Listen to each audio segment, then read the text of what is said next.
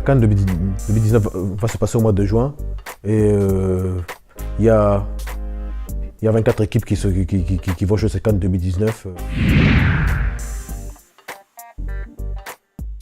On ne sait pas encore où ça va se jouer, mais ça devrait se jouer à mon avis soit en Afrique du Sud ou en Égypte.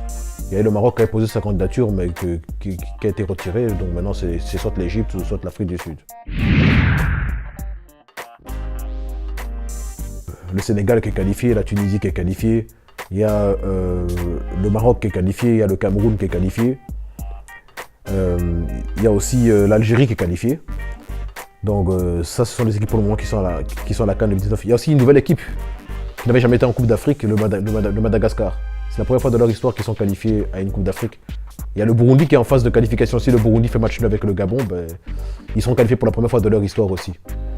Donc voilà, ça ce sont les équipes pour le moment qualifiées pour la CAN 2019, qui se jouera soit en Afrique du Sud ou en Égypte. Le Sénégal, le Nigeria, le Cameroun vu leur match contre le Brésil, ils font clairement partie des favoris. Le Maroc, ils ont une très bonne équipe. Vu leur Coupe du Monde en Russie, ils font leur match contre l'Espagne, ils vont être dangereux aussi à la CAN. L'Égypte aussi, il faudra s'en méfier parce que l'Égypte, ils ont gagné quand même 7 fois la Coupe d'Afrique, c'est l'équipe d'Afrique la plus titrée, donc ils font clairement partie des favoris aussi. La Côte d'Ivoire aussi pour moi fera partie des favoris parce que la Côte d'Ivoire est en train de revenir et de retrouver son football et ça reste un grand d'Afrique, ils reviennent en force comme ils étaient à l'époque. Pour moi, les outsiders sont clairement la République démocratique du Congo.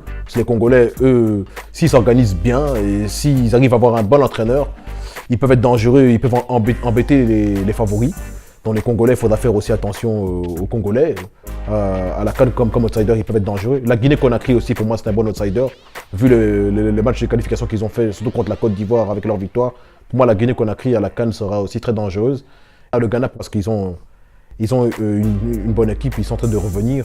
L'Algérie aussi, pour moi, fera partie des outsiders parce qu'ils ont aussi une bonne équipe qui est en train de retrouver son football et de revenir. Et l'Afrique du Sud aussi, il faudra s'en méfier.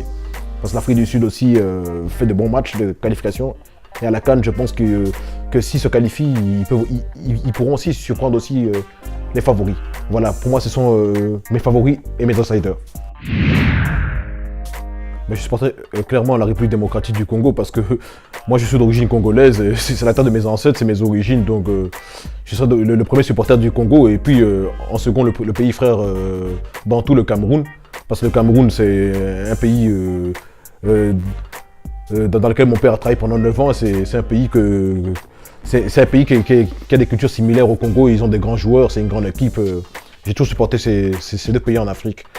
Voilà, mes grandes parties de mes racines, la République démocratique du Congo et le Cameroun qui est une grande équipe aussi, qui est un pays frère, que moi je considère comme pays frère.